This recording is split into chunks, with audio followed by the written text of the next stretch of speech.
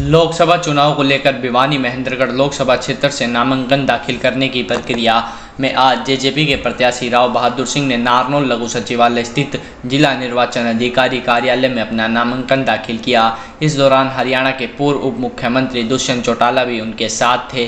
भिवानी महेंद्रगढ़ लोकसभा क्षेत्र से जेजेपी के प्रत्याशी राव बहादुर सिंह ने आज अपना नामांकन दाखिल किया। इस दौरान हरियाणा के पूर्व उप मुख्यमंत्री दुष्यंत चौटाला भी उनके साथ रहे। नामांकन पत्र दाखिल करने के बाद दुष्यंत चौटाला ने कहा कि आज केंद्र सरकार में परिवर्तन की जरूरत है। केंद्र में अगर परिवर्तन होता है तभी राज्यों में विकास होगा। उन्होंने कहा कि हरियाणा के पूर्व मुख्यमंत्री मनोहर लाल और मौजूदा मुख्यमंत्री नायब सिंह सैनी द्वारा उन पर लगाए जा रहे आरोपों से उन पर कोई असर पड़ने वाला नहीं है। उन पर लगाए जा रहे आरोपों की सरकार जांच करवा ले, क्योंकि मेरे कार्यकाल के दौरान किसी भी तरह का कोई घोटाला नहीं हुआ। दुष्यंत चौटाला ने अपनी ही पार्टी के कार्यकर्ताओं द्वारा पार्टी छोड़े जाने को लेकर कहा कि सत्ता में इन लोगों ने सुख भोगा था और अब यही लोग पार्टी छोड़कर जा रहे हैं। चुनाव के समय कुछ इस तरह का माहौल बनता ही है। उन्होंने कहा कि अब तक राष्ट्रीय पार्टियों के जो सांसद संसद तक पहुंचे हैं, उन्होंने हरियाणा हितों की कोई बात नहीं की। उन्होंने भिवानी महेंद्रगढ़ लोकसभा क्षेत्र से कांग्रेस पार्टी के उम्मीदवार रावदान सिंह को लेकर कहा कि वे तो बाहर के उम्मीदवार हैं, क्योंकि अपनी विधानसभा से बाहर शायद किसी को जानते तक नहीं, जबकि जेजेपी का उम्मीदवार राव बहादुर सिंह स्थानीय नेता है जो हर वर्ग और हर व्यक्ति को जानता है। एक शक्ति प्रदर्शन 5 मई को दादरी में किया जाएगा, जिसमें हम पार्टी की ताकत दिखाएंगे।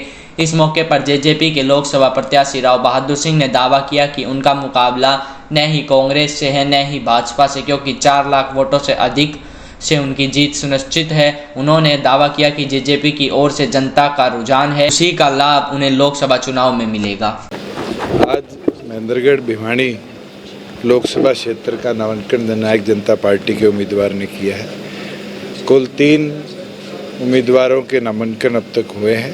कल 3 और साथी सिरसा, कुरुक्षेत्र और अम्बाड़ा में अपना नामांकन भरेंगे। परसों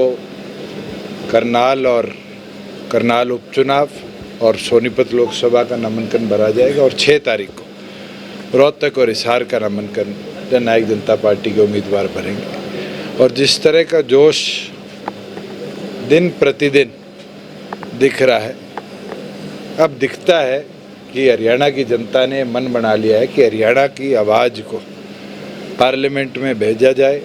जो राष्ट्रीय पार्टियों से चिन्हित लोग गए हैं, जिस तरीके से पार्लियामेंट में एक बार भी हरियाणा के हित की बात को ना रखना, ये साफ दर्शाता है कि इस तरह के लोगों की सोच ने हरियाणा प्रदेश की तरक्की उन्नति के अंदर कहीं ना कहीं रोक लगाने का काम किया। हरियाणा के हित की समस्याओं को ना उठाकर जो हरियाणा की उम्मीद थी उसको केंद्र सरकार तक ना पहुंचाने का काम किया। तो मैं तो सभी मतदाताओं से भी ये आग्रह करता हूं कि ये अवसर है कि हरियाणा की आवाज़ को पार्लियामेंट में हम भेजें और ज़्यादा से ज़्यादा इस अवसर पर मतदान कर जननायक जनता पार्टी का साथ दें। मुकाबला किससे मानते हैं? कांग्रेस से भी? आज के दिन सत्ताधारी लोग 10 साल से इस सीट पर बैठे हैं और कांग्रेस का उम्मीदवार तो ऐसा उम्मीदवार है जो अपनी विधानसभा क्षेत्र से बाहर शायद ना किसी को जानता हो। इस लोकसभा में हमारा उम्मीदवार तो प्रत्येक गांव का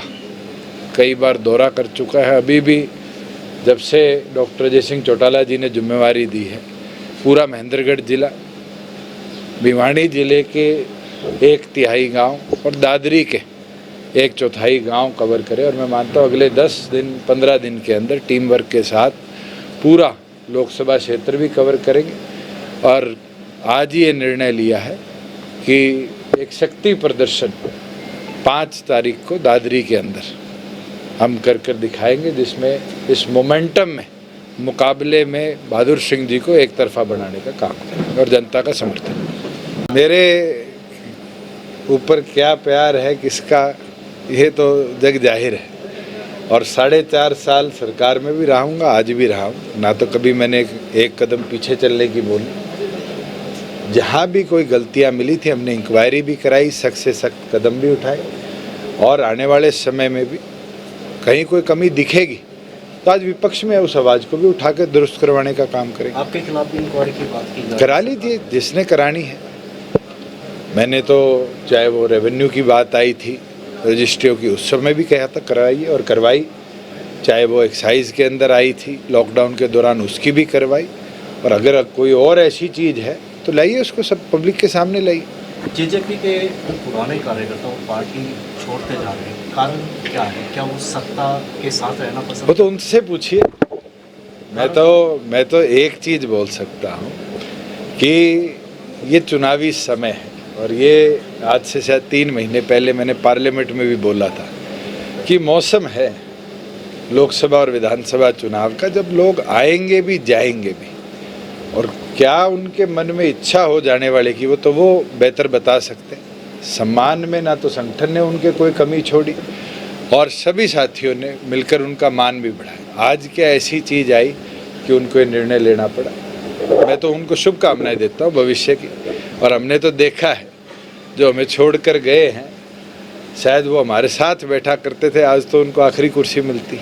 अगर हरियाणा की बात करें तो जेजेपी का मुकाबला किससे? हरियाणा के नारे को पिछले 1 हफ्ते से तो प्रधानमंत्री बोलना छोड़ गए, और ये तो उसी तरीके से है जिस तरीके से एक नारा 1977 में दिया था, India is Indira, Indira is India, और नतीजा क्या आया? नतीजा ये आया कि इंदिरा गांधी भी आ रही और कांग्रेस को भी ले बैठी।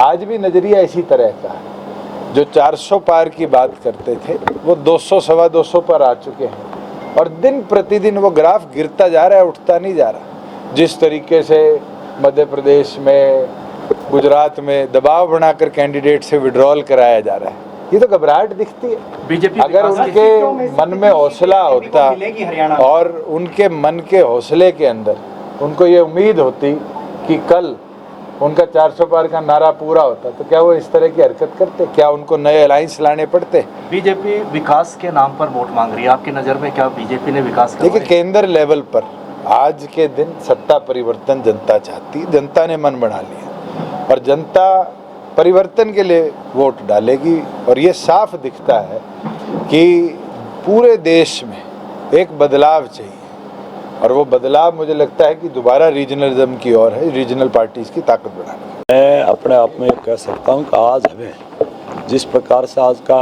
जो टाइम दे रखा था, तो हम सिर्फ 5 आदमी आकर के फार्म आज आपका नॉमिनेशन करना चाहते थे, लेकिन जिस प्रकार का पूरी पार्लियामेंट्री में लोगों में जोश था, उनको उनके पता लगा, तो आज बिगर बुलाए मैं कह सकता हूँ कि हज़ारों की तादाद में गाड़ी आई, और 5-7 हज़ार आदमी, हमने को उनको कहा भी नहीं था, हमारा प्रोग्राम नहीं था, हमने कल कैंसिल कर दिया था परसों से, हम ITI मैदान मिला था और वो सरकार ने कैंसिल कर दिया, उसके बाद में हमने प्रोग्राम भी कैंसिल कर दिया। कांग्रेस या बीजेपी किससे मुकाबला? मैं तो कहता हूँ मेरा किसी से मुकाबला नहीं, एक तरफा हूँ। उनका आपसे मुकाबला होगा? नहीं, मैं समझता हूँ कि वो शायद ही, मैंने पहले ही बताया था कि हम 4,20,000 वोटों से जीतेंगे, क्योंकि अब की बार एक तरफा है, लोगों को पता है ये बाहरी लोग। जीत का कारण क्या? एक तो आपके बीच में ने क्या किया जो वोट आपके पास पड़े? एक तो आपके बीच में चौधरी धर्मवीर 10 साल रहे, एक भी दिन लोगों के बीच में नहीं आए, नहीं कोई विकास करवाने का काम किया, और कहीं गांव में गए नहीं, और एक आपके बीच में और एक राव दान सिंह जो तारने का काम किया। पहली बात तो ये कोई दूर नहीं है, दोनों ये HDD की पार्टी है,